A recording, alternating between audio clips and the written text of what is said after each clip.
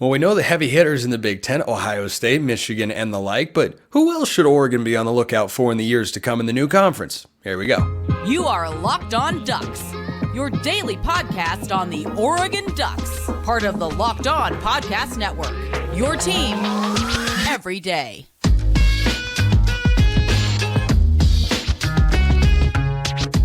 Yes, it is that time once again for Locked On Ducks. I'm your host, Spencer McLaughlin. Thank you so much for making this your first listen or your first view of the day. Part of the Locked On Podcast Network, your team every day, and your number one source to stay up to date with the Ducks. If you have not already, like, comment, subscribe, rate, and review, please, and thank you wherever you listen to or watch the show, which today is brought to you by our friends over at FanDuel. Make every moment more. New customers join today, and you'll get $200 in bonus bets if your first bet of $5 or more wins. Visit FanDuel.com/lockedon to get started. Plenty coming up today. Some thoughts on Dillon Gabriel, spring game uniforms, and could Oregon basketball see a notable transfer out? I'd be surprised, but we'll talk about all of that. We begin with new teams to keep an eye on in the Big Ten. So you think about, Oregon going into the Big Ten, and I definitely see them, not just this year, but in the coming years, as a Tier 1 program in the new league with the Ohio States and the Michigans, and I think you put Penn State in that class, probably towards the back end of it, but certainly they have been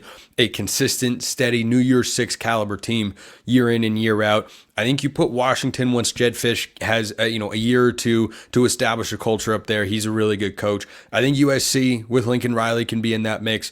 I think that's Tier 1 in the Big Ten. And we'll see if there's a new team like a Florida State or a Clemson or both of them, or if Notre Dame ever gets into the Big Ten. But I think beyond that, it's interesting to look, as one of you asked, and I'm going to answer, as is always the case, mailbag always available, kind of the next group of teams that Oregon will be competing with. Teams that, or programs, I should say, that are capable of giving the Ducks a scare, of upsetting the Ducks. I mean, you look at, the programs that were in the Pac-12.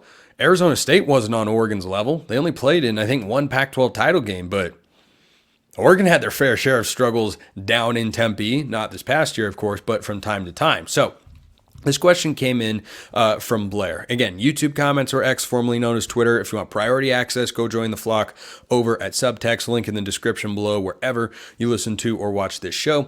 Which traditional teams from the Big Two do you most fear? Are there certain teams that you are more or less afraid or uncertain to play?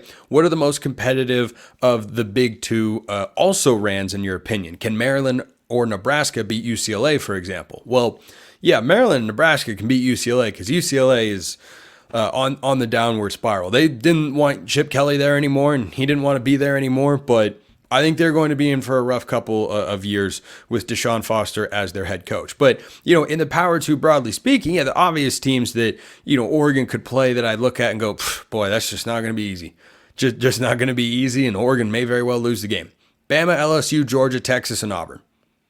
Across the board. Those are programs that scare me. Now, Auburn is more of a personal, we haven't had great luck against the Tigers, losing by just a couple points here and there in the two meetings we've had in the modern era. And I think the only two meetings ever. I could be wrong on that. But in the SEC, those are the only programs that I'd look at and say, they're, going to be able to be on par with Oregon more often than not. Auburn fluctuates, but again, our history with Auburn makes me just come to the conclusion of, I'd always be scared to play Auburn. But in the Big Ten specifically, as I mentioned, the top tier teams, Ohio State, Michigan, UW, USC, Penn State, I think when everyone is rolling and the coaches have been there for a couple of years, those are your top flight programs where you go through the schedule and you say, okay, that's going to be a big game.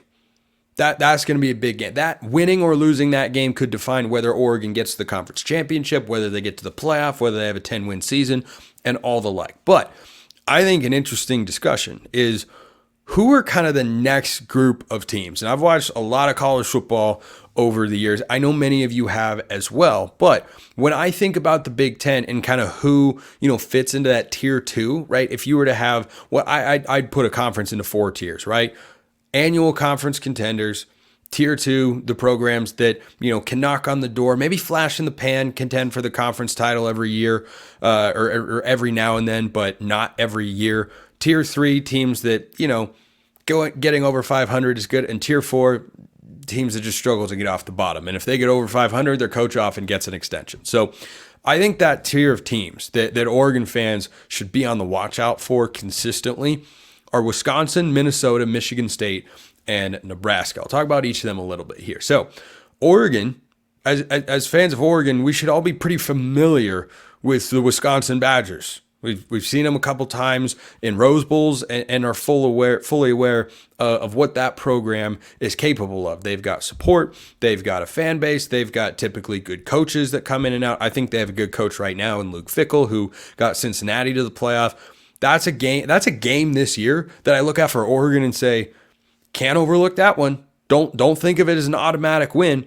Wisconsin hasn't had the best record against the Ohio States and Michigans of the world, much like Penn State over the years. But, when I had Jay Stevens of Locked On Ohio State here on the show, who all of you seem to like, by the way, because Jay is awesome, he'll be the first to tell you, we beat Wisconsin a lot, but, there are some times where Ohio State gets going. There are some times where it's just not easy. I don't think Ohio State went into Madison last year and walked out with an easy win, if memory serves, because it's just not a place where you go and walk out 24-10. Yeah, it was a slugfest. It was a slugfest there in Madison, and that just kind of epitomizes Wisconsin football. So I think in the next tier of teams, Wisconsin's certainly at the top. I think once Jonathan Smith gets going at Michigan State, do I need to explain why that should be a program on Oregon's radar? It's twofold, right? We know what Jonathan Smith is capable of at a program with fewer resources than Michigan State in Corvallis.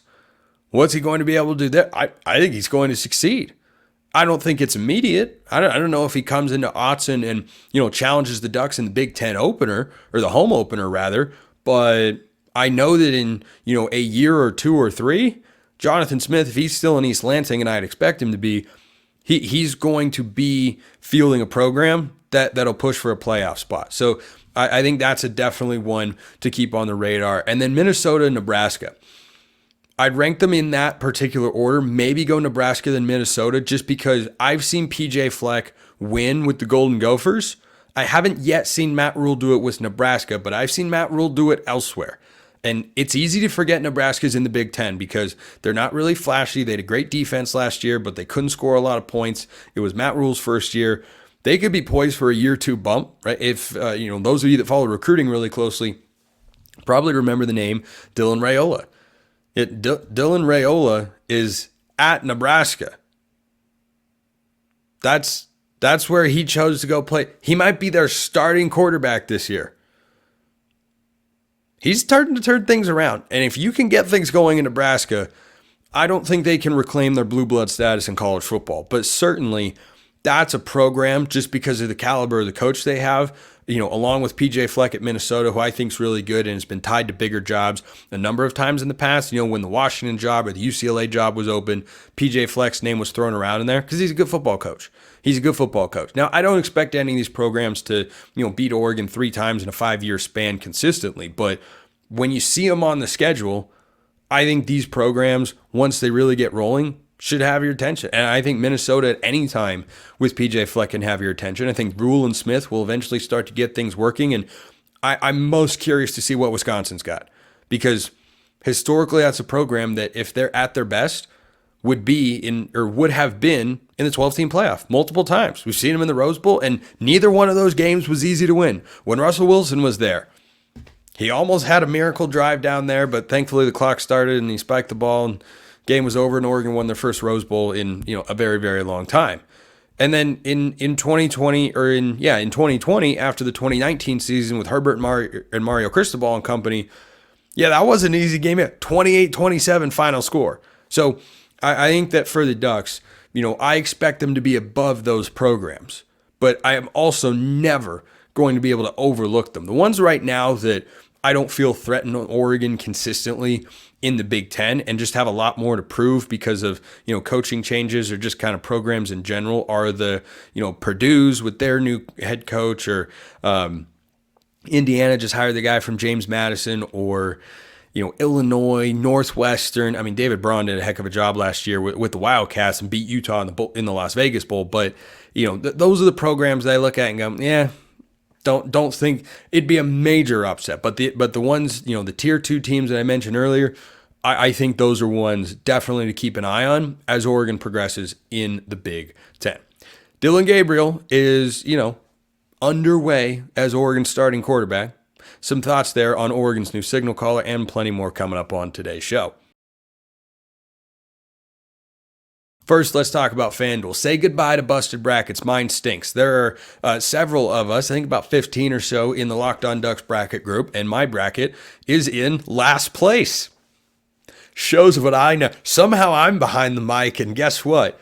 My bracket stinks again. This has been a trend recently. I haven't had a good one in a few years.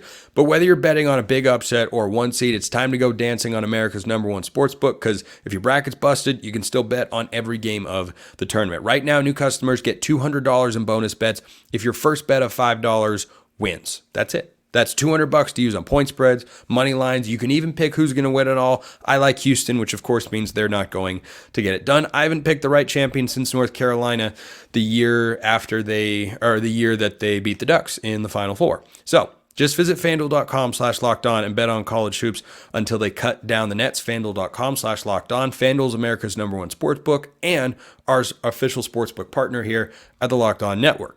This episode also brought to you by our friends at eBay Motors. Passion, drive, and patience, which is a virtue. What brings home the winning trophy is also what keeps your ride or die alive. eBay Motors has everything you need to maintain your vehicle and level it up to peak performance. From superchargers, roof racks, exhaust kits, LED headlights, and more. Whether you're into speed, power, or style, eBay Motors has got you covered. With over 122 million parts for your #1 ride or die, you'll always find exactly what you're looking for. And with eBay Guaranteed Fit, your part is guaranteed to fit your ride every time or your money back. Because with eBay Motors, you're burning rubber, not cash. With all the parts you need at the prices you want, it's easy to turn your car into the MVP and bring home that win. Keep your ride or die alive at ebaymotors.com. Eligible items only. Exclusions apply. eBay Guaranteed Fit only available to U.S. customers.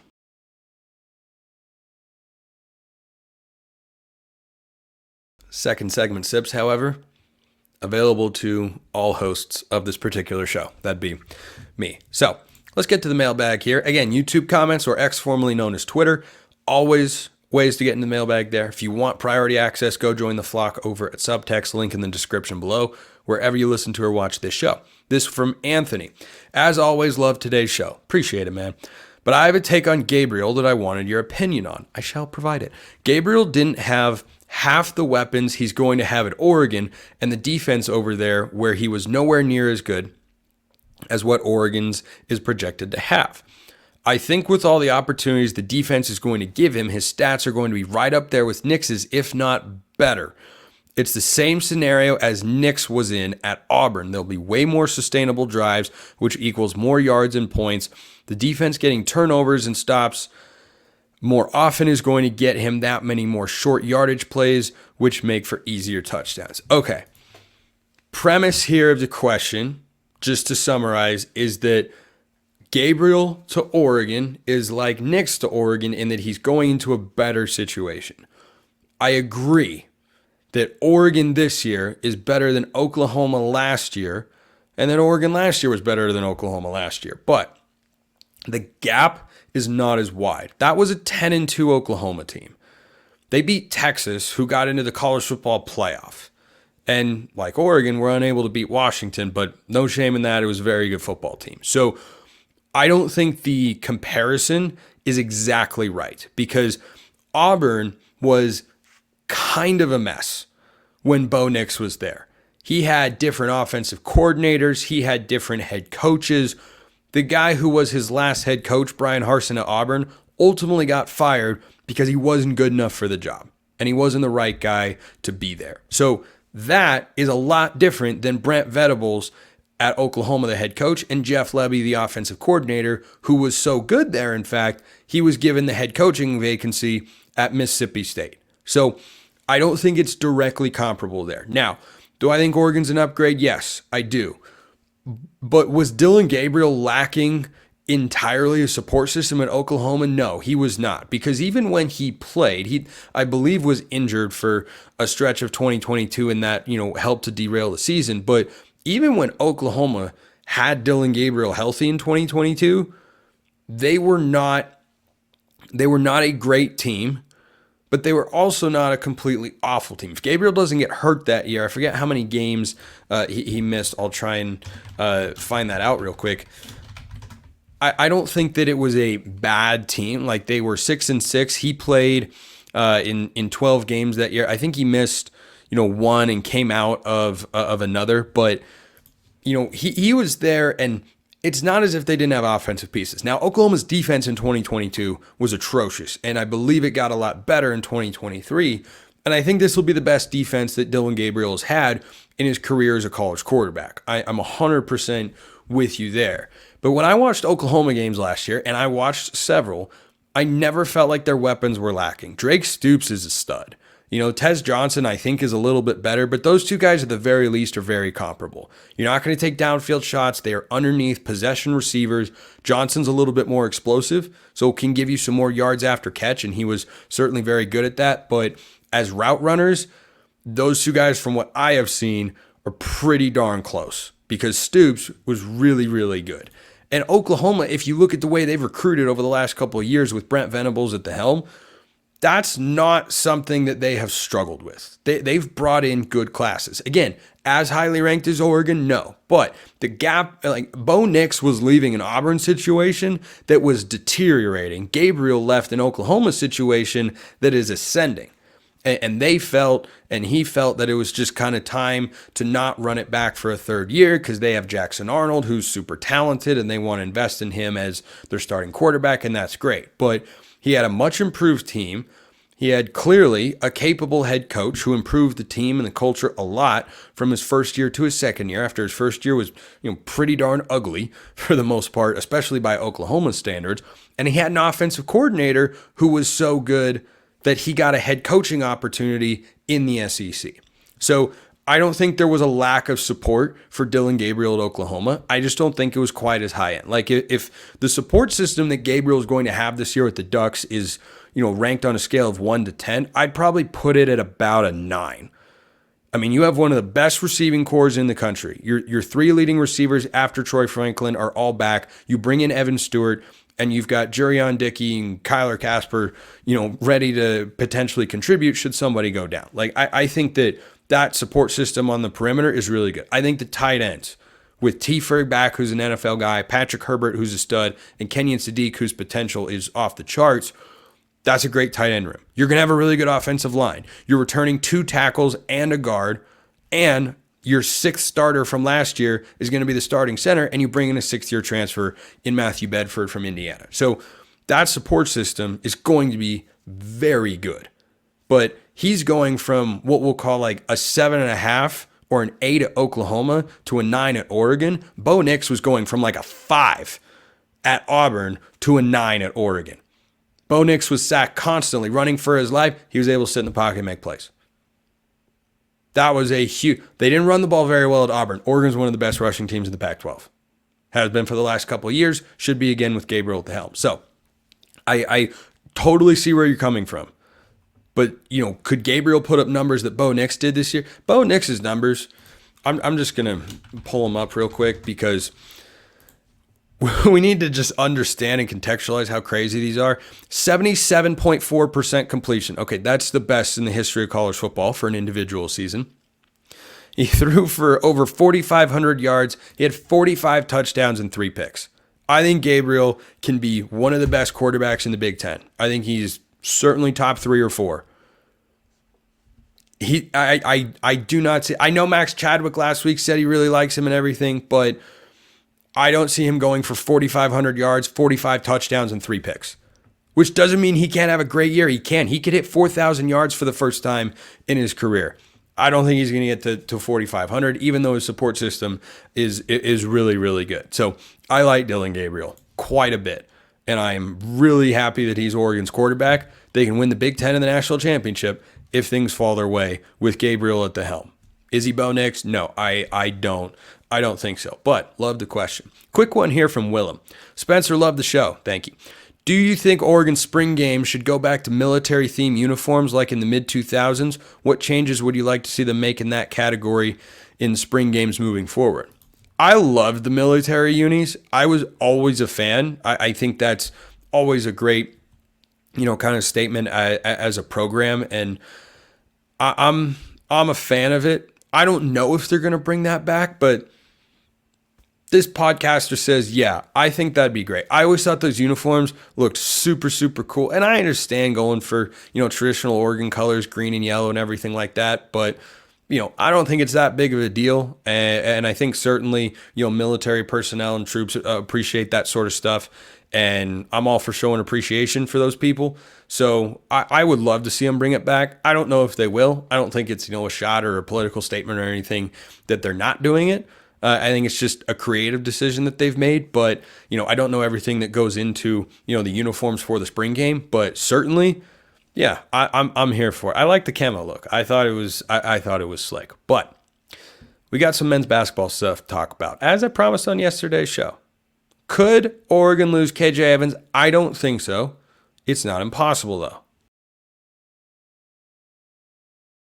You know what is impossible? Not liking Nissan. I know. This week's March Madness Bracket Highlight is brought to you by our friends at Nissan. Each week, we're picking one team that stands out, a team that has pushed it further than the rest, just like any of the all-new 2024 Nissan SUVs. These guys were able to take it to the next level. The North Carolina Tar Heels are the Nissan Armada. This one seed is as hardcore as it gets, and they've got a spot in the Sweet 16 this Thursday against Alabama. I like the Tar Heels. The Iowa State Cyclones are the Nissan Pathfinder.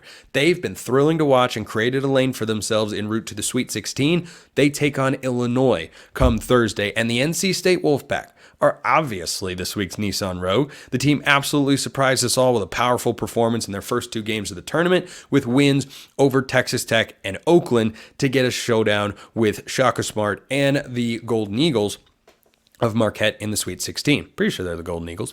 They say win life, go Rogue, and that is what the Wolfpack have done here. Take the Nissan Rogue, Nissan Pathfinder, or Nissan Armada and go find your next big adventure. Shop at nissanusa.com. So there was a headline from James Crepey of the Oregonian that Oregon forward KJ Evans is undecided about his future with the Ducks. I don't think this is time to panic. I would also say that there is a non-zero possibility of Evans transferring. Why?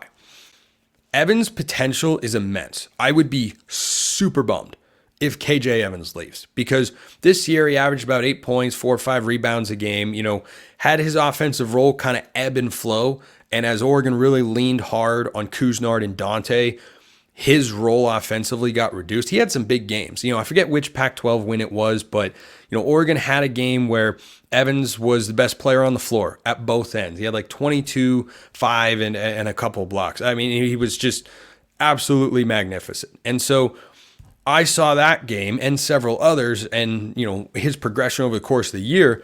I, like many others, got excited about his potential. The way that he buys in to what Dana sells defensively is really good. It's really good. And that's a sign, I think, of a connection between a coach and a player that can spell sustained success on both sides. Now, Jackson Shellstad tweeted out a photo of him and Dana Altman, said, "We'll be back." Who's the we? Is it just Shellstad and Altman? Now, certainly it's great to hear that Oregon's point guard of the future and just bona fide stud Jackson Shellstad, all Pac-12 freshman team, and deservedly so. It's encouraging to hear that he's coming back for sure. And we know Dana Altman's going to be back. I think all those concerns have been put to bed. But, elsewhere on the team, Keyshawn Bartholomew, who got hurt, said if he plays next year, he wants to be at Oregon. So nothing's a guarantee. Brandon Rigsby has said he'd like to play with the Ducks, and so too has Bam Tracy. But the headline of, KJ Evans uncertain about his future, look, that leaves open the possibility that he could transfer. I don't think it'd be a guarantee, because typically guys who, are going to transfer don't put forth the sort of maximum effort, particularly at the defensive end when their offensive role gets reduced sometimes, that KJ Evans did. So that's why I lean, kind of 65-35 that Evans is going to stay. Here's the other thing. Evans came in as a really highly touted recruit, and he is a supremely talented kid. Like, he's got a lot of growth. But if he realizes it, that is a first-team all-conference caliber player. That guy can be a 3-level scorer and a high-end defensive player. He already is, frankly, a really good defensive asset for the Ducks. The way he stays vertical, he is athletic, he moves his feet, he blocks shots, he can block them in the air, he can block them just with his length. I think that Evans is absolutely magnificent and frankly is more advanced at the defensive end of the floor than he is at the offensive end of the floor. Now, over the course of the season, he got a lot better. I felt like he got a lot stronger, more physical as the year went on, and still he can improve both of those qualities going into the offseason here. But a guy who comes in, plays right away as a true freshman, had a stint where he was Oregon's starting five, or at least the guy who was playing the five down the stretch when N'Faly Dante and Nate Biddle were both out. Evans was the guy. And so I would think that Evans realizes he wouldn't have been in that position if Dante and Biddle hadn't both been hurt.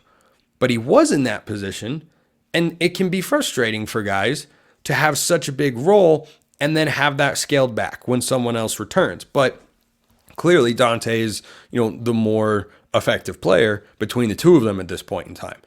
But Evans, can be a focal point of the offense, and he's got chemistry already with Shellstad and other Oregon guys, and he got better as the year went on. Now, he needs to work on his offensive game and refine it. He needs to work on his shooting. Certainly, he was about 28% from three. You'd love to see him be at least in the low, if not mid-30s from beyond the arc. That'd be a huge boost to Oregon's offense next year. But, I don't think a guy who came in to play for this coach, played all year, was a big role, got better, I don't think it would be in his best interest to transfer, and Khalil Ware, when, he came into the Ducks, super highly rated recruit. The assistant coach that actually recruited him left to go coach at the University of Nebraska at Omaha. And that, I think, caused, reportedly, there was an article that was written about how that proved to be a disconnect between Khalil Ware and the coaching staff. So it didn't work out. And he's someone whose effort, kind of ebbed and flowed as the game went along, but whose talent was, of course, immense. He went to Indiana. I think he had a good year. Hoosiers didn't make the tournament, but I think Ware individually did quite well. I didn't see that with Evans. And so my take on this whole situation here for Oregon fans concerned about, oh my gosh, that guy again hit the portal is, look, I've seen crazier transfers out. I still think the craziest transfer for Oregon, since the portal really got unleashed on college sports in a big way, was probably Keith Brown. I think that was the one that Oregon fans had the most visceral reaction to. I'm trying to think if I missed anybody in there. Like Dante Dowdell was certainly a little surprising, but Brown felt like he was, he'd showcase his talent in the bowl game, and he was, an in-state recruit. He always wanted to be a Duck. He said so 48 hours before he put his name into the transfer portal. So, I've seen crazier transfers than KJ Evans, but I really want the guy to stay. I think he will, and I also think he should, because Dana Altman has shown that he's still got it as a coach. He's not going anywhere. He's not missing anything. The game's not passing him by. I think there are a lot of offseason moves that Oregon has to make. Certainly replacing, there are a lot of players in the transfer portal, a lot of talented ones, and Oregon should be active in getting them. And, Dante was a high school recruit, but Jermaine Couisnard was a transfer. Couisnard came in last year from South Carolina, along with then assistant coach Chuck Martin. And I think that for the Ducks, getting into the tournament, winning a game, and kind of invigorating the brand has been a real positive. And I think that Evans can be at the centerpiece of Oregon going into next year being an at-large tournament team and not needing to win the Big Ten Conference tournament. I think that is certainly the consistent goal is, be a top 4 seed in March Madness, give yourself an easier path and just play at that level throughout the course of the year. Evans can be that sort of guy. He really can. And losing him would be a bummer. But again, I'm not supremely worried about it yet, just because, he's got to look around and realize no one's starting over him next year. I mean, he was Oregon's starting 4 even when Dante came back. And I think Evans is most well suited to play the 4 because he can stretch it at the offensive end. He can step out beyond the arc and hit the 3, and certainly he needs to improve his 3-point shooting, but that can happen, right? That's what the offseason is for. Get in the gym, put up a bunch of shots. So I know revolutionary concept there by me. Get in the gym and put up a bunch of shots. So certainly he'll have interest from other schools if he were to poke around. But if I'm Dan Altman, I'd recruit that guy really hard to stay, because if your starting 5 next year looks like Shellstad, Evans, and Biddle, that's a really good foundation, man. That's a really good foundation, assuming you can get Biddle back to full strength and back healthy for the Ducks. Because remember, that's a guy who can step out, shoot the 3, is also a force inside, block shots, athletic, maybe not as physically imposing as N'Faly Dante, but few people are. I think that is a great core. And, I don't know what to expect from Mookie Cook off the injury. We really don't know what Oregon's got there in a super talented wing, but I think that's something that was missing in this tournament. I think that Oregon had Kuznard and Shellstad to create shots, but everybody else on the wing, no, they were just catch and shoot 3 sort of guys for the most part. So, I'd love if Cook, hit his full potential in that sense, but I think that for Evans, that should be the number 1 target for Dana Altman in the transfer portal is don't let him leave. Keep him around and say, okay, our starting 5 next year starts with Biddle and Evans in the front court, Shellstad at the point, and we hit the portal for everybody else. Appreciate everyone listening. I'll see you next time. Have a wonderful rest of your day, and go Ducks.